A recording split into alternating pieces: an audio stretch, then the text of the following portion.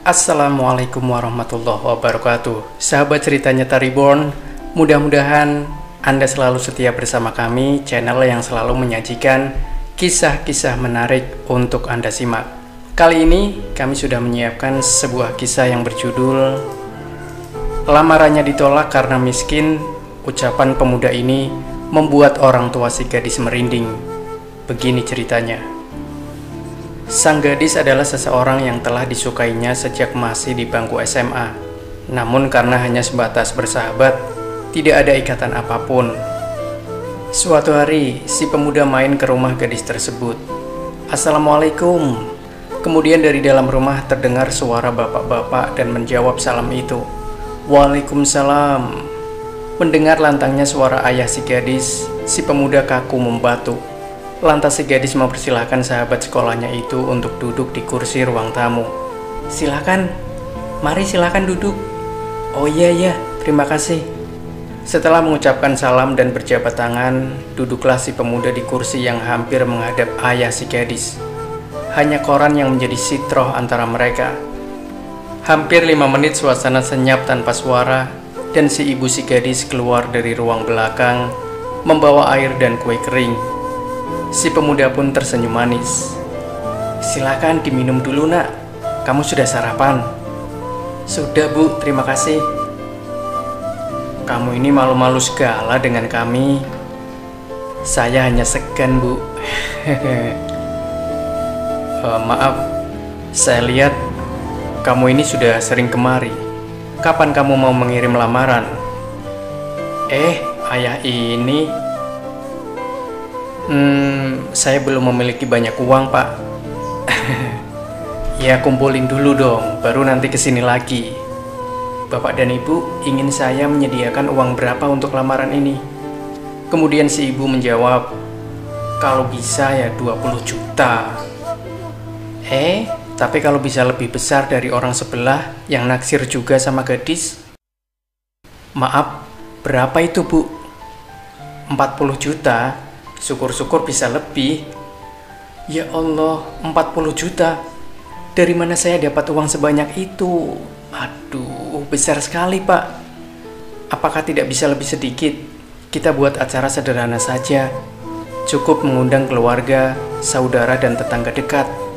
Itu nasib kamu nak. Kamu yang akan menikahi anak kami. Lagi pula dialah satu-satunya anak perempuan kami. Si pemuda pun hampir hilang akal ketika disebutkan harga si gadis itu. Dan si pemuda mencoba kembali berdiskusi dengan orang tua gadis pujaan hatinya. Boleh saya bertanya lagi? Apakah anak bapak pandai memasak? Boro-boro. Bangun tidur saja jam 10 lebih. Bukan bangun pagi lagi itu. Habis bangun terus langsung makan siang. Kemudian si ibu ikut menimpali omongan bapak tersebut. Apa sih ayahnya ini? Anaknya mau dijadikan istri, dia malah cerita yang jelek-jelek. Oh, ibunya pun sama, suka terlambat bangun juga.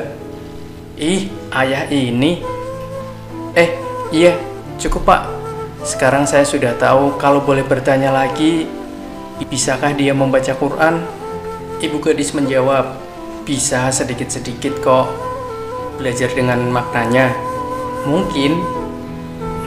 Kenapa? Oh, tidak apa-apa bu. Pertanyaan terakhir, apakah dia rajin sholat? Kemudian si ayah menjawab, apa maksud kamu tanya semua ini? Kamu kan temannya sejak di sekolah. Harusnya kamu sudah tahu. Maaf bapak dan ibu, saya rasa dia tak bisa masak, tak bisa sholat, tak bisa ngaji, tak bisa menutup aurat dengan baik. Sebelum dia menjadi istri saya, dosa-dosanya juga akan menjadi dosa bapak dan ibu. Kecuali dia habis Quran 30 juz dalam kepala, pandai menjaga aurat, diri dan batasan-batasan agamanya. Barulah dengan mahar 100 juta pun saya usahakan untuk membayar. Tapi jika segala sesuatunya tidak harus dibayar mahal, mengapa harus dipaksakan untuk dibayar mahal? Seperti halnya mahar. Sebab sebaik-baik pernikahan adalah serendah-rendah mahar. Mata ayah si gadis direnung tajam oleh mata ibu si gadis. Keduanya diam tanpa suara. Sekarang ketiganya menundukkan kepala. Memang sebagian adat menjadikan anak perempuan untuk dijadikan objek pemuas hati menunjukkan kekayaan, dan bermegah-megah dengan apa yang ada, terutama pada pernikahan. Adat budaya memang kerap mengalahkan perkara agama. Para orang tua membiarkan bahkan menginginkan anak perempuan dihias dan dibuat pertunjukan di muka umum. Sedangkan pada saat akad telah dilafaz oleh suami, segala dosa anak perempuan sudah mulai ditanggung oleh si suami. Kemudian ayah gadis tersebut menjawab, "Aku hanya ingin anakku bahagia dengan merasakan sedikit kemewahan. Hal seperti itu kan hanya terjadi sekali seumur hidup. Bapak ingin anak bapak merasakan kemewahan. Tentulah kami berdua pun turut gembira." Sungguh demikian. Boleh saya sambung lagi? Bapak, ibu, saya bukanlah siapa-siapa. Sekarang dosa anak bapak, bapak juga yang tanggung. Esok lusa setelah akad nikah, terus dosa dia saya yang tanggung. Belum lagi pasti bapak dan ibu ingin kami bersanding lama di pelaminan yang megah.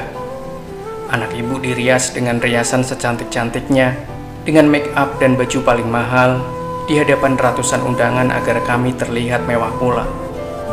Selain setiap mata yang memandang kami akan mendapat dosa, apakah begitu penting hal tersebut jika dalam kehidupan sehari-hari kita malah berusaha untuk hidup sesederhana mungkin tanpa berlebih-lebihan? Ibu si gadis segera mengambil langkah mudah dengan menarik diri dari pembicaraan itu. Si ibu tahu si pemuda berbicara menggunakan fakta Islam, dan tidak mungkin ibu si gadis dapat melawan kata si pemuda itu. Kemudian si ayah menjawab, "Kamu mau berbicara mengajari masalah agama di depan kami?" Maaf pak, bukan saya hendak berbicara atau mengajari masalah agama, tapi itulah hakikat. Terkadang kita terlalu memandang pada adat sampai lupa agama. Sudahlah, kamu sediakan 40 juta, kemudian kita bicarakan lebih lanjut. Kalau tidak ada, kamu tak bisa menikahi anakku. Akhirnya si pemuda menjawab, "Semakin lamalah hal itu. Mungkin di umur saya 30 atau lebih, saya baru bisa mengumpulkan uang tersebut dan bisa masuk meminang anak bapak. Baiklah, kalau memang bapak berharap tetap demikian, maka izinkan saya berzina dengan anak bapak." Mendengar ucapan lantang pemuda itu, sang ayah pun berang dan terlihat ingin menempeleng muka pemuda tersebut. "Hei, kamu sudah keterlaluan. Jaga baik-baik mulut kamu itu. Dengar dulu penjelasan saya, Pak. Apa bapak tahu alasan orang berzina dan banyak orang memiliki anak di luar nikah? Sebab salah satunya hal seperti inilah, Pak. Selalu saja orang tua perempuan menempatkan puluhan juta rupiah untuk mahar, harus menunggu si pria mempunyai pekerjaan dengan gaji begitu tinggi, sampai pihak pria terpaksa menunda keinginan untuk menikah. Tetapi cinta dan nafsu kalau tidak diwadahi dengan baik, setan yang jadi pihak ketiga untuk menyesatkan manusia. Terlebih di zaman seperti ini yang cobaan dan kondisinya tidak seperti zaman bapak dan ibu dulu. Akhirnya mereka mengambil jalan pintas, memuaskan nafsu serakah dengan berzina. Pertama memang hal yang ringan-ringan dulu, Pak. Pegang-pegangan tangan, saling memeluk dan sebagainya. Tapi semakin lama akan menjadi hal berat. Yang berat-berat itu bapak sendiri pun bisa membayangkan. Lantas apa kaitan kamu dengan hendak berzina pula? Begini logikanya. Sepertinya yang terjadi dengan anak-anak lainnya.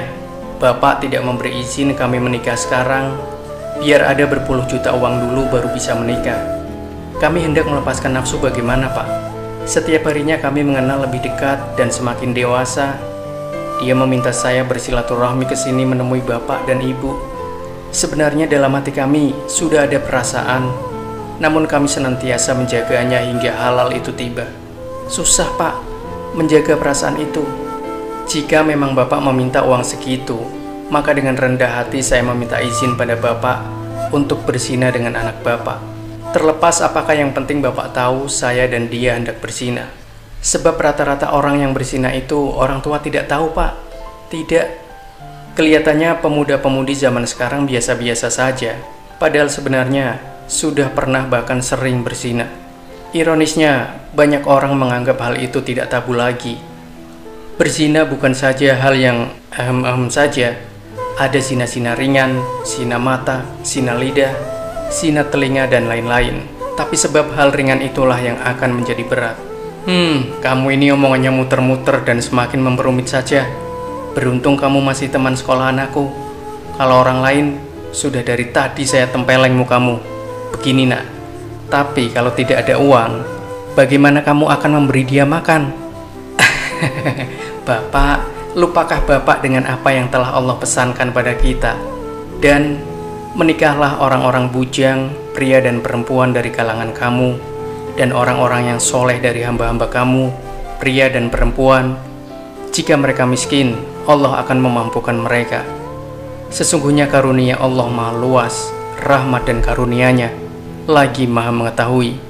Quran Surat An-Nur ayat 32. Apakah kita tak yakin dengan apa yang Allah janjikan? Bapak dan ibu juga pernahlah menjadi muda.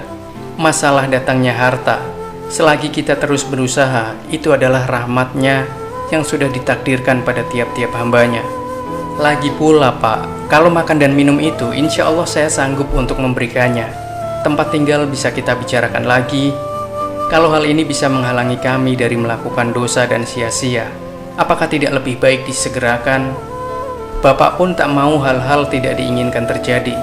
Bapak si gadis diam tanpa kata, merenung kata-kata si pemuda, berusaha memikirkan cara untuk mematahkan kata-kata si pemuda. Dan ayah si gadis mendapat akal. Kamu tahulah zaman sekarang ini, kalau mengikuti cara kamu itu, mungkin kamu tidak suka dengan acara persandingan yang mewah. Bapak bisa terima, tapi kamu apa bisa menerima apa yang akan orang-orang katakan? Orang akan mengatakan anak aku kecelakaan dan terpaksa menikah dengan kamu. Mau ditaruh di mana muka ini? Bagus juga pikiran Bapak itu. Kalau kecelakaan, mana mau saya menikahi anak Bapak? Karena akan selamanya menjadi haram. Orang yang zina tidak akan pernah menjadi halal sekalipun dengan pernikahan. Kalau Bapak memaksa, ya sudah, bisa ikut nikah massal, kan bagus juga bisa berhemat, tapi tetap ramai. Seriuslah nak, begini Pak, sekali lagi rasanya tidak perlu membayar puluhan juta dan mahar yang berlebihan sehingga memaksa di luar kemampuan. Tapi saya tak mengatakan tidak ada walimatul urs, sedangkan walimatul urs itu tetap perlu dan disesuaikan dengan kemampuan. Itu cara Islam. Saya bukan hendak macam-macam dengan Bapak. Syariat memang seperti itu. Maha baiknya Allah sebab masih menjaga kita selama ini. Tapi hal sepele seperti ini pun kita masih memandang ringan, dan kita tak percaya dengan apa yang telah Allah janjikan.